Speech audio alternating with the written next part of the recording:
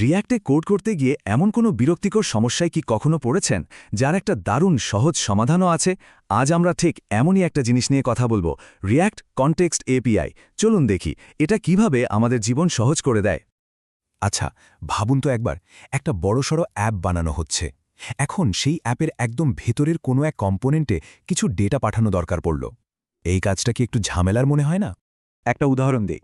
ধরুন একটা ই-কমার্স সাইটে যে ইউজার লগ করেছে তার নামটা দেখাতে হবে একদম ভেতরের একটা প্রোফাইল বাটনে। কিন্তু সমস্যাটা হলো এই ডেটাটা পাঠাতে গিয়ে মাঝখানে এমন সব কম্পোনেন্টসের মধ্যে দিয়ে যেতে হচ্ছে যাদের ওই নামের কোনো দরকারই নেই। ডেটাটা খালি এক লেয়ার থেকে আরেক লেয়ারে পাস হয়ে চলেছে। ডেভেলপারদের দুনিয়ায় এই বিরক্তিকর প্রসেসটার কিন্তু একটা মজার নাম আছে।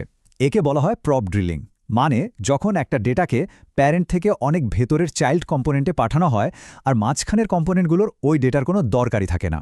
অবশ্য কম্পোনেন্ট কম্পোজিশন ব্যবহার করে এই সমস্যাটা কিছুটা কমানো যায়। অনেকে এটা করে থাকেন। কিন্তু সত্যি বলতে কি, বড় অ্যাপ্লিকেশনের ক্ষেত্রে এটা সবসময় সেরা সমাধান নাও হতে পারে। অনেক সময় কোডটা আরও জটিল হয়ে যায়। আর ঠিক এই জায়গাতেই আসরে নামে রিয়্যাক্টের একটা জাদুকরী সমাধান, কনটেক্সট এপিআই। এটা হলো মাঝখানের ওই সব অপ্রয়োজনীয় ধাপগুলো টপকে যাওয়ার একটা দুর্দান্ত উপায়। তো এটা কিভাবে কাজ করে? ভাবা যেতে পারে এটা পুরো অ্যাপের জন্য একটা ব্রডকাস্ট সিস্টেমের মতো।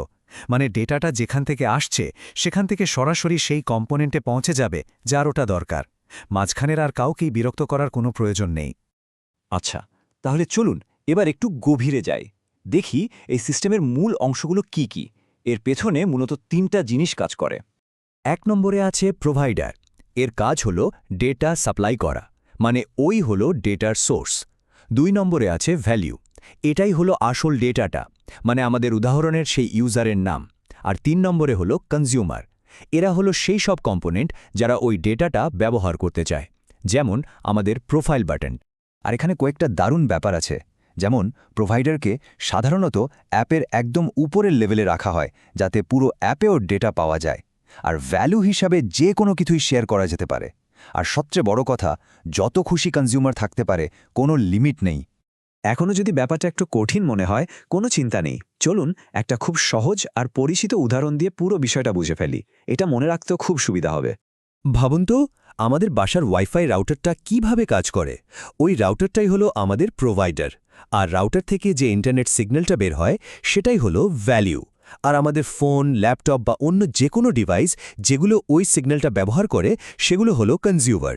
দেখুন তো, ফোন বা ল্যাপটপকে তো রাউটারের সাথে তার দিয়ে জুড়তে হয় না, তাই না? ওটা সরাসরি সিগন্যালটা ধরে নেয়। কনটেক্সট এপিআইও ঠিক এভাবেই কাজ করে। প্রপ ড্রিলিংয়ের কোনো ঝামেলাই থাকে না। কিন্তু এর আসল মজাটা কোথায় জানেন? আসল মজাটা হলো যখন ডেটাটা পাল্টে যায় তখন কি হয় সেটাতে। একটা প্রশ্ন তো আসতেই পারে, তাই না? যে আচ্ছা, ডেটা তো আর সবসময় একই থাকবে না। যদি ডেটাটা চেঞ্জ হয়ে যায় তখন কি হবে? আর এখানেই হলো আসল জাদুটা। যখনই প্রোভাইডারের ভেতরের ওই ভ্যালিউ, মানে ডেটাটা আপডেট হয়ে যায়, সাথে সাথে যত কনজিউমার ওই ডেটাটা ব্যবহার করছিল তারা সবাই অটোম্যাটিক্যালি রিরেন্ডার হয়ে যায়। মানে আমাদের উদাহরণে ইউজার যদি তার নাম পাল্টে ফেলে, প্রোফাইল বাটনটাও কোনো বাড়তি কোড ছাড়াই সাথে সাথে নতুন নামটা দেখিয়ে দেবে। দারুণ না ব্যাপারটা? তাহলে মূল কথা হলো, কনটেক্সট এপিআই ব্যবহার করে আমরা প্রপ ড্রিলিংয়ের মতো একটা বড় ঝামেলা থেকে মুক্তি পেতে পারি। এতে আমাদের অ্যাপের ডেটা ম্যানেজমেন্ট অনেক বেশি পরিষ্কার, পরিচ্ছন্ন আর সহজ হয়ে যায়। তো এখন কি মনে হচ্ছে না যে রিয়্যাক্ট স্টেট ম্যানেজমেন্ট আসলে যতটা কঠিন ভাবা হয় ততটা কঠিন নয়? কনটেক্সট এপিআই ব্যবহার করলে কাজটা কিন্তু আসলে অনেক সহজ আর গোছানো হয়ে যায়।